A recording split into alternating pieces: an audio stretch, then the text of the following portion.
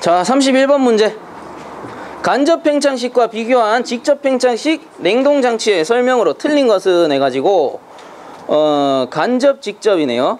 보시면은 소요동력이 적다, RT당 냉매 순환량이 적다, 감열에 의해 냉각시키는 방법이다, 냉매 증발 온도가 높다 해서 나오는데, 우리 간접식하고 직접식 냉매를 비교하는 거예요. 냉매를 만약에 비교한다면 직접 냉매는 어떻게 되는 거예요? 직접 냉매, 장치 내에 직접 들어가 가지고 변하죠. 액체가 됐다 기체가 됐다가 변한단 말이에요. 근데 간접은 어때? 장치 외부에서 변하지 않잖아. 상태가 변하지 않아요. 그러면은 답이 몇 번일까요? 자, 간접 팽창식과 비교한 직접 팽창식 냉동장치의 설명으로 틀린 것은 해서 직접 팽창식의 답이 아닌 거를 고르면 되잖아. 그러면 3번이겠죠. 3번. 감열이 아니라는 거죠. 잡열이겠죠. 잡열. 얘는 잡열이에요. 잡열. 문제가 어려운 게 아니고 한글이 어려운 거예요. 한글이 어려운 거야. 문제가 어려운 게 아니야. 잘 읽어봐야 돼요. 자, 그다음 32번. 다음 중 전자밸브를 작동시켜주는 원리는 자기작용이죠. 아까 전기 넣었을 때 전자석이 되면서 딱 올라가니까. 그래서 3번 전류에 의한 자기작용. 자, 그다음 33번. 다음 중 관의 지름이 다를 때 사용하는 이음새가 아닌 것은 해가지고, 레듀션은 이런 식으로 생겼어요. 이렇게 해가지고 관이 큰 거에 들어와서 작은 게 나갈 수 있게 이 관 구경 바꿔주죠. 그 다음 부싱은 이렇게 생겼습니다. 이렇게 생겨가지고, 레듀션은 관이 안쪽으로 들어가는 형태, 부싱은 어떻게 관이 바깥쪽으로 들어가서 안쪽으로 들어가 나오는 형태. 이것도 큰 거에서 작은 걸로 바뀌죠. 그 다음에 리턴 밴드는 이렇게 U자로 밴딩을 해주는 거고, 편심 이경 소켓. 이경 소켓은 어떻게 생겼냐? 이렇게 너무 T같이 생겼네. 소켓은 이렇게 생겼죠. 소켓은 이렇게 생겨서 배관이 들어가고. 근데 이경 소켓은 살짝 줄어요. 이런 식으로 살짝 줄어. 그 다음 편심 이경 소켓은 한쪽만 줄어. 이렇게 한쪽만 줄어요. 그럼 얘도 구경이 바뀌죠. 그럼 틀린 답 뭐다? 리턴 밴드죠. 리턴 밴드. 얘는 같은 구경이 와서 같은 구경으로 나가요. 리턴 밴드. 자, 그다음 34번. 배관의 부식 방지를 위해 사용되어지는 도료가 아닌 것은 광면단, 알루미늄, 그리고 산화철, 이런 게 이제 배관에 그 액상으로 돼가지고 바르는 거거든요. 그렇게 하는 건데, 성면은 아닙니다. 성면은 보온제예요. 보온제. 자, 그 다음 35번. 배관에 설치되는 관 속의 유체에 혼입된 불순물을 제거하는 것. 자, 불순물 스트레이너죠. 스트레이너. 불순물이나 찌끄러기, 스트레이너, 여과기죠. 스트레이너, 여과기. 자, 그다음 36번. 냉매에 따른 배관 재료를 선택할 때 옳지 못한 것은, 자, 이건 좀 외워야 되는 문제인데 답은 1번입니다. 1번. 염화메틸. 이음매 없는 알루미늄 돼 있는데 요게 틀린 거예요. 그 염화메틸은 알루미늄을 부식시킨다.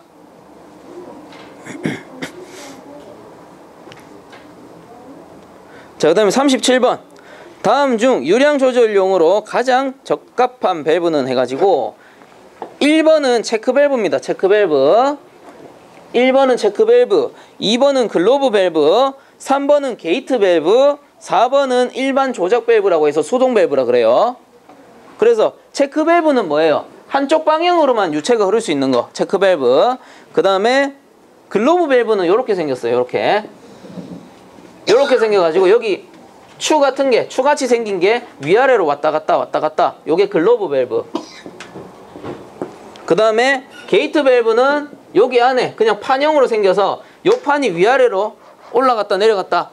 우리 그 댐에 수문 있죠? 그런 형식. 위아래로 그냥 왔다 갔다.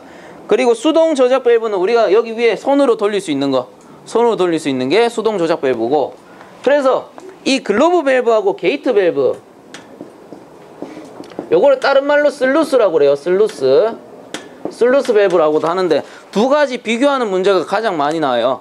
그래서 글로브 밸브 같은 경우는 유체가 이렇게 들어와서 이렇게 나가죠. 수평으로 나간단 말이에요. 근데 얘는 어떻게 된다? 문이 만약에 열리면은, 문이 다 열리면 괜찮은데 한 중간 정도 열렸어. 그러면 가다가 어떻게 돼? 와류가 생기죠. 와르게 생긴 데는 장점이 있기 때문에 어떻게 얘는 무조건 완전 개폐시켜요. 완전 개폐.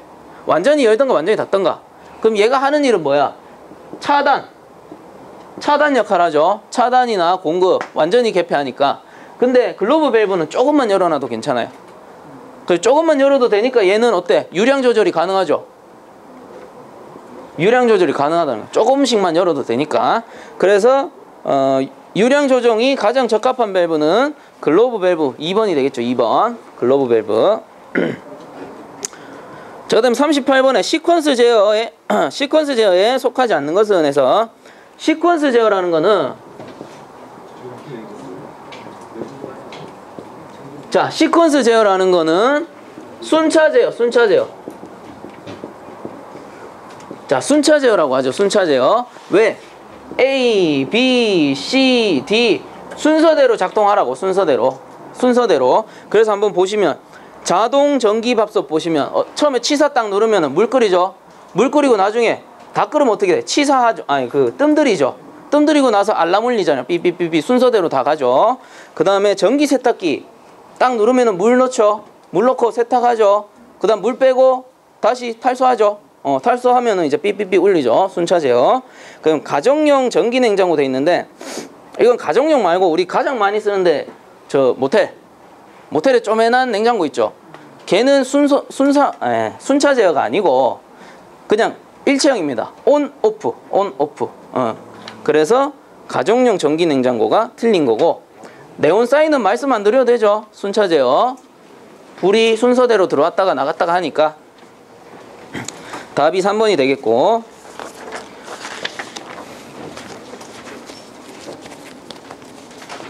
자, 39번에 다음은 R22 표준 냉동 사이클 pH 선도이다. 압축 일량은 얼마인가 해서 압축 일량 몰레르 선도 이렇게 있으면 여기가 압축이죠. 압축. 그래서 156 빼기 148 거저 주는 문제죠. 이거 156 빼고 148 하면은 8kcal/kg. 답이 1번이 되고. 자, 40번 메탄계 냉매 R22 분자식은 외우는 순서 C, H, F, Cl. 얘는 플러스 1, 마이너스 1. 얘는 그대로. 얘는 남는 거. 무슨 냉매? R22. 앞에 뭐가 생략? 0이 생략되죠. 그래서 0 더하기 1은 C1.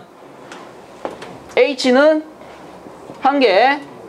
그 다음에 F는 남는 거 2개. F 2개. 그 다음 CL은 남는 거니까 C가 1개고 H 1개, F 1개, 2개. 남는 거 CL 몇 개? CL 1개. 그래서 답이 4번이 되죠. CHCl F2. 순서는 바뀌어도 상관없습니다. 자, 그다음 41번. 냉매 중 암모니아에 대한 설명으로 옳지 않은 것은 누설 검지가 대체적으로 쉽다. 왜? 냄새가 나니까. 그죠? 공부 많이 했네. 자, 응고점이 비교적 낮아 초저온 냉동에 적합하다 돼 있는데 암모니아는 냉동 효과가 가장 좋죠. 근데 뭐가 불가능하다? 초저온 냉동은 불가능하다 라고 나왔습니다. 그래서 2번이 틀렸죠. 뭐 독성, 가스, 가연성, 폭발성이 있다. 경제적으로 우수하여 대규모 냉동장치에 널리 사용된다. 다 맞는 말이고 답이 2번이 되네요. 자, 그럼 42번. 다음 중 할로겐화 탄화수소 냉매가 아닌 것은 자, 4번에 R717 외워야 돼요. 이거 암모니아입니다. R717 암모니아예요.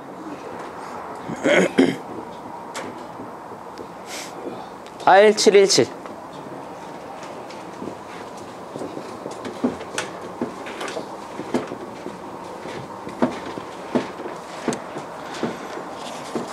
자, 그 다음 43번에 전기 저항에 관한 설명 중 틀린 것은 해가지고 요거 저항이죠. 저항 R은 R은 요런 식이 있어요. A 분의 L에다가 고유 저항.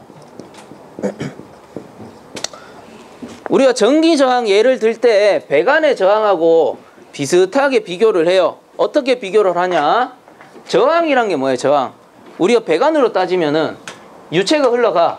근데 이거를 방해하는 게 저항이죠. 똑같이 전기도 그게 저항입니다. 그러면 배관이 넓으면 저항이 셀까요? 좁으면 저항이 셀까요? 좁으면 저항이 세죠. 똑같이 저항이 면적하고 반비례하죠. 면적이 작아질수록 저항이 커지고 면적이 클수록 저항이 작아진다. 반비례. 그 다음에 길이. 배관이 길수록 저항이 클까? 짧을수록 저항이 클까? 길수록 저항이 크죠. 그러니까 비례. 그죠? 요 고유저항이란 건 뭐냐면은 우리 선도 다양하죠. 전기선도 구리선만 있는 게 아니잖아요. 그죠? 철선이 있을 수도 있고 구리선이 있을 수도 있고 뭐 백금선이 있을 수도 있고 그런 거에 따른 고유저항이 있을 거란 말이에요. 그래서 요런 식이 나오는 거예요. 그러면 한번 풀어보자고요. 1번에 전류가 흐르기 힘든 정도를 저항이라고 한다. 맞죠? 그 다음에 도체의 길이가 길수록 저항이 커진다. 비례하니까 맞고, 그 다음 저항은 도체의 단면적에 반비례한다. 맞죠? 그 다음에 금속의 저항은 온도가 상승할수록 요거는 증가합니다. 그래서 3번이 틀린다. 아니 4번이 틀린다. 자, 다음 44번. 열 통과에 대한 설명으로 가장 바른 것은 해서 열 통과라는 거는 자 보세요. 벽이 이렇게 있어요. 벽이 이런 식으로 있다. 그러면은 막 이렇게 온도가 열이 이동하겠죠. 햇빛에서 와가지고 햇빛이 있으면 열이 이렇게 와서 이동한단 말이에요. 실내까지. 얘가 벽이면. 그러면 여기 태양에서 이까지 오는 거는 복사겠죠. 복사열. 그 다음 고체에서 고체로 가는 거는 전도. 그 다음에 이 실내로 나가는 거 복사나 대류. 그죠? 여러 가지가 복합적이니까. 근데 얘들 다 더하면 뭐야? 열통과. 그죠? 열통과. 그래서 답이 3번이 되겠죠. 열이 고체 벽을 사이에 두고 유체 A에서 유체 B로 이동하는 것이다. 자, 그 다음 45번 문제. 펌프의 캐비테이션을 방지하기 위한 대책으로 잘못된 것은 1번에 양흡입 펌프를 사용한다. 캐비테이션이라는 거는 간단하게 얘기하면 펌프가 이렇게 있으면 펌프에 뭐가 섞여 나오는 현상이에요. 공기가 섞여 나오는 거죠. 그 공기가 들어가면은 맥동 현상도 일어나고 이 토출도 잘 안 되고, 그래서 양흡입 펌프를 사용한다. 유량을 증가시켜 주라는 거죠. 당연히 맞겠고, 그 다음 펌프의 회전차를 수중에 잠기게 한다. 공기가 들어갈 구멍이 없겠죠. 그 다음에 펌프의 설치 위치를 낮춘다. 2번하고 같은 말이고, 그 다음 4번에 회전수를 빠르게 한다. 회전수는 느릴수록 공기가 덜 섞여 들어가겠죠. 그래서 4번이 잘못된 거. 그 다음 46번 유효 온도 외우세요. 유효 온도. 온습기. 유효 온도 온습기. 아닌 것은 압력이 되죠. 압력.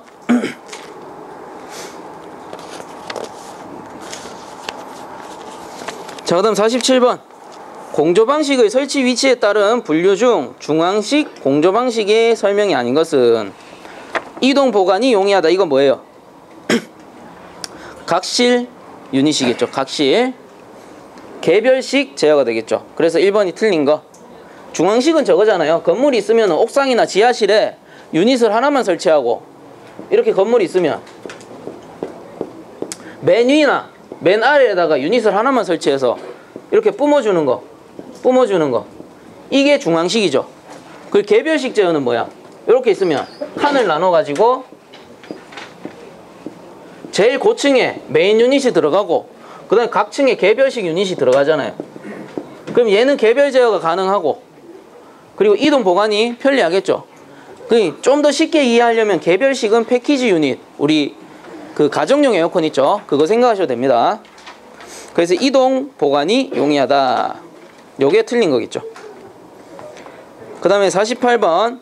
다음 중 공기조화기의 구성요소가 아닌 것은 해서 공조기 이렇게 있으면 AHU, 공조기가 있으면 바깥에서 들어오는 덕트도 있을 거고, 그리고 외기의 공기에 이물질이 많으니까 필터 설치해 주죠. 그 다음 안쪽에 히팅 코일이나 쿨링 코일을 설치해서 에어컨이나 보일러를 설치하는 거죠. 설치해서 온도를 잡아주고, 그 다음에 습도를 잡아주기 위해서 에어와셔를 넣어주고요. 그리고 마지막에 공기를 공급해주기 위해서 송풍기가 들어간단 말이에요. 그러면 한번 보면 여과기 필터죠. 필터. 그 다음에 가열기 요거 히팅 코일. 그 다음에 세정기 요거 에어와셔. 그 다음에 압축기는 있다 없다? 없죠. 그래서 4번이 틀린 거. 자, 그 다음 49번. 냉방부하 계산 시 실내에서 취득하는 열량이 아닌 것은 냉방부하래요. 부하. 자, 냉방의 부하는 뭘까? 냉방의 부하. 우리가 냉방해주는 이유가 뭡니까? 실내 온도를 낮추는 거죠. 그럼 부하라는 거는 실내 온도를 높이는 게 부하가 되죠. 온도를 발생하는 장치, 열을 발생하는 장치. 그럼 보시면 기구, 조명 등에서 발생하는 열 맞겠죠? 열이 나니까. 그 다음 유리에서 침입하는 거, 여름철 외기에 햇볕 맞겠고, 그 다음에 인체에서 발생하는 열 맞죠? 근데 송풍기로부터 발생하는 거 유닛에 있잖아. 유닛에 실내에 있는 게 아니고 요거는 기계 부하입니다. 기계 부하. 그래서 4번이 틀렸고 자, 다음 50번.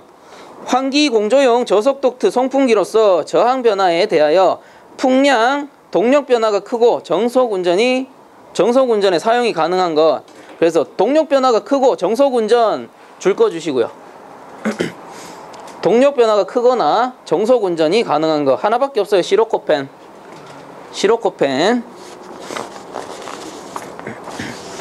자, 그다음 51번. 공구온도가 30도씨, 상대 습도 50%, 습공기가 500m 삼승/h를 냉각 코일에서 냉각한다. 냉각 코일의 표면 온도가 10도씨이고 바이패스 팩터가 0.1이라면 냉각된 공기의 온도는 몇 도씨인가? 자, 만약 습공기 선도를 딱 그렸을 때, 습공기 선도를 그려놨을 때 요게 무슨 선? 상대 습도가 100%인 선이죠. 노점 온도 선이라고도 하죠. 그래서 우리가 냉각을 시키면, 어느 한 점에서 냉각을 시키면 이렇게 대각선으로 냉각이 된단 말이에요. 온도와 습도 같이 떨어지죠. 그때 이제 외기 온도, 건고 온도가 30도씨래요. 30도씨를 냉각하니까 냉각 코일의 표면 온도가, 냉각 코일이라는 건 노점 온도 선까지 떨어진다고 생각하시면 돼요. 그래서 노점 온도 선까지 떨어진 선이 10도씨더라. 10도씨. 그래서 바이패스 팩터는 0.1이 나왔고, 바이패스 팩터 습공기는 뭐 500m 삼승/h 돼 있는데 요거는 필요 없을 것 같고, 거기서 구하라는 게 냉각된 공기의 온도. 그 결과적으로 요거를 냉각을 시키기 위해서 코일의 온도는 10도씨인 거고, 코일을 지난 공기의 온도는 코일 공기 온도보다는 조금 낮겠죠. 그래서 조금 높겠죠. 그래서 한 요쯤에 어떤 온도 하나가 생길 거 아니에요. 그래서 이거를 실내로 직접 보내는 공기라고. 실내로 보내는 공기. 그래가지고 냉각된 공기의 온도를 구하라. 그러면 이 전체 중에 바이패스 팩터는 뭐예요? 못 쓰는 거 T하고 10 요 사이죠. T도시하고 10도시 요 사이가 바이패스 팩터란 말이에요. 그럼 바이패스 팩터를 써보면, 바이패스 팩터는 전체 30 빼기 10. 자, 이 전체 중에 뭐다? T 빼기 10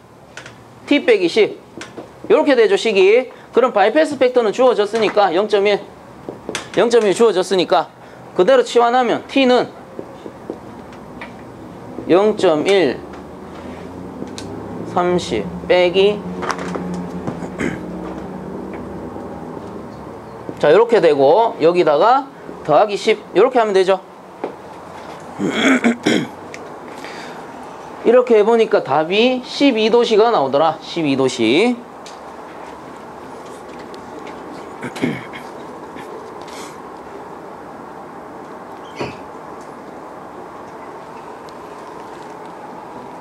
자, 그다음 52번. 코일, 팬, 필터 내장하는 유닛으로서 여름에는 코일에 냉수를 통과시켜 공기를 냉각 감습하고, 겨울에는 온수를 통과시켜 공기를 가열하는 공조 방식은 해서 팬, 필터, 그러면 팬 코일 유닛 방식이 되겠죠. 팬 코일 유닛 방식. 이게 어떻게 생겼냐면, 유닛이 이렇게 있으면 공기가 이렇게 밑으로 들어와서 위로 나가는 형식입니다. 그래서 공기가 밑으로 들어오기 때문에 맨 밑에 에어필터를 설치해주고, 그 다음에 위에는 차가운 냉각관이 지나가겠죠. 차가운 냉각관이 지나가고, 거기 위에 뭐가 있다? 팬이 이렇게 설치가 된 형태. 그래서 이 차가운 냉각관을 통과시켜서 냉방을 하는 방식.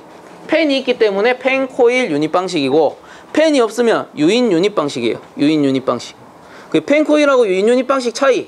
팬이 있고 없고 요것도 알아야 됩니다. 자, 이것도 꼭 알아야 돼요.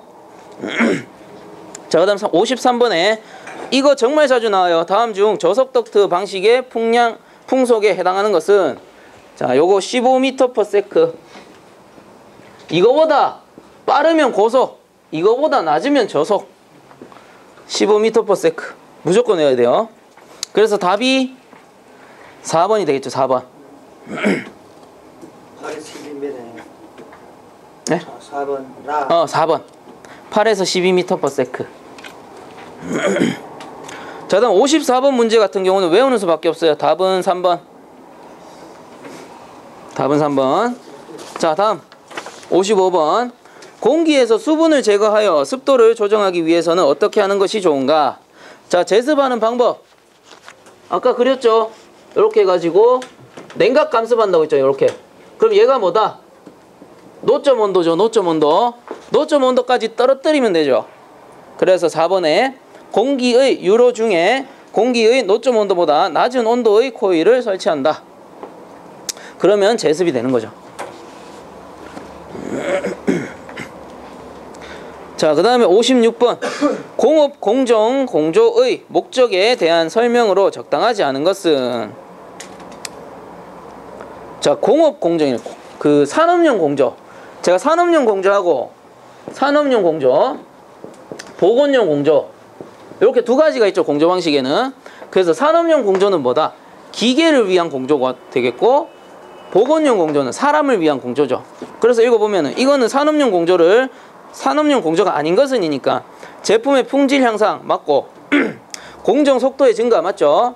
그 다음에 불량률의 감소 맞겠고, 신속한 사무 환경 유지, 이건 뭐다? 보건용 공조가 되는 거죠. 보건용 공조. 자, 그다음 57번. 온수 보일러에만 설치되는 부속 장치는, 자, 전기 보일러에는 없고 온수 보일러에만 있는 거, 팽창 탱크입니다. 팽창 탱크. 팽창 탱크인데 이놈은 무슨 역할을 하냐? 온수 보일러는 배관 안에 물이 가득 차 있겠죠. 물이 가득 차 있단 말이야. 근데 만약에 여기에 압력이 증가한다. 가득 차 있는 상태에서 압력이 증가한다. 그럼 배관이 어떻게 돼? 배관이 못 견디겠죠. 그래서 뭐를 설치하냐? 여기다가 팽창 탱크를 설치해 줍니다. 팽창 탱크를. 이렇게 생겨가지고. 그래서 요 녀석은 상부에는 기체 안에는 온수가 들어있겠죠. 온수 뭐 또는 식으면 물이지. 물 요렇게 있겠죠. 그러면 이 안에 물이 압력을 받았을 때 이 공기층이 쭉 올라가요. 그럼 공기층이 압력을 흡수해 주는 거죠. 그 다음에 압력이 낮아지면 다시 요렇게 돌아오겠죠. 요 녀석이 팽창 탱크. 온수 보일러에만 있는 게 팽창 탱크. 그 다음 전기 보일러에만 있는 거는 전기 보일러. 자, 요 녀석은 응축수 트랩. 자, 전기 보일러에만 있는 거 응축수 트랩.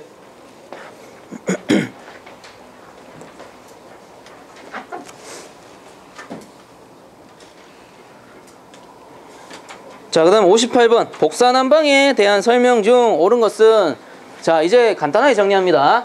개별식은 패키지 유닛, 우리 가정용 에어컨이죠. 그럼 중앙식은 옥상이나 지하실에 하나만 설치하는 거.